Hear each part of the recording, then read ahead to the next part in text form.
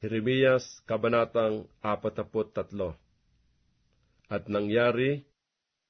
na nang si Jeremias ay makatapos ng pagsasalita sa buong bayan ng lahat ng mga salita ng Panginoon nilang Diyos, na ipinasugo sa kanya ng Panginoon nilang Diyos sa kanila, sa makatwid ang lahat ng mga salitang ito. Nagsalita nga kay Jeremias si Azarias na anak ni Usayas, at si Johanan na anak ni Kareah, at ang lahat na palalong lalaki na nangagsasabi, "Ikaw ay nagsasalita ng kasinungalingan. Hindi ka sinugo ng Panginoon nating Diyos, na magsabi, kayo'y huwag magsisiparoon sa Ehipto na mangibang bayan doon. Kundi hinikayat ka ni Baruk na anak ni Nerias laban sa amin, upang ibigay kami sa kamay ng mga Kaldeo, upang maipapatay nila kami, at mga dala kaming bihag sa Babylonia." Sa gayoy, si Johanan na anak ni Kareah, at ang lahat na kapitan sa mga kawal, at ang buong bayan, ay hindi nagsitalima sa tinig ng Panginoon na tumahan sa lupain ng Huda.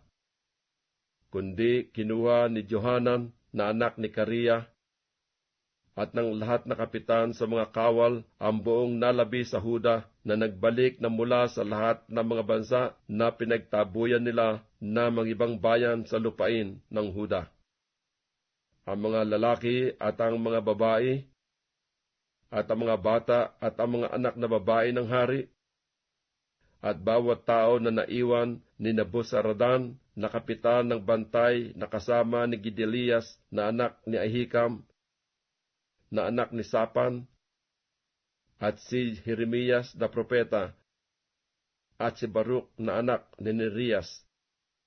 at sila'y nagsipasok sa lupain ng Ehipto, sapagkat hindi nila tinalima ang tinig ng Panginoon, at sila'y nagsiparoon hanggang sa Tapnes. Nang magkagayoy dumating ang salita ng Panginoon kay Jeremias sa Tapnes, na nagsasabi, "Magtangan ka ng mga malaking bato sa iyong kamay, at iyong kublihan ng argamasa sa nalaladriluhan na nasa pasukan ng bahay ni Faraon, sa Tapnes, sa paningin ng mga tao sa Huda. At iyong sabihin sa kanila, ganito ang sabi ng Panginoon ng mga hukbo ng Diyos ng Israel, narito ako'y magsusugo at kukunin ko si Nabucodonosor na hari sa Babylonia, na aking lingkod, at aking ilalagay ang kaniyang luklukan sa mga batong ito na aking ikinubli, at kanyang ilaladlad ang kanyang pabilong hari sa mga yaon. At siya'y paririto, at kanyang sasaktan ang lupain ng Ehipto,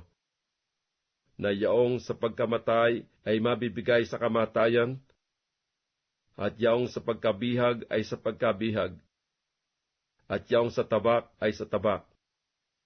At ako'y magsisilab ng apoy sa mga bahay ng mga Diyos ng Ehipto, at kanyang mga susunugin, at sila'y dadalim bihag, at kanyang aariin ang lupain ng Ehipto na parang pastor na nag-aari ng kanyang kasuotan, at siya'y lalabas na payapa mula riyan. Kanya ring babaliin ang mga haligi ng Bet-Semes na nasa lupain ng Ehipto, at ang mga bahay ng mga Diyos ng Ehipto ay susunugin ng apoy.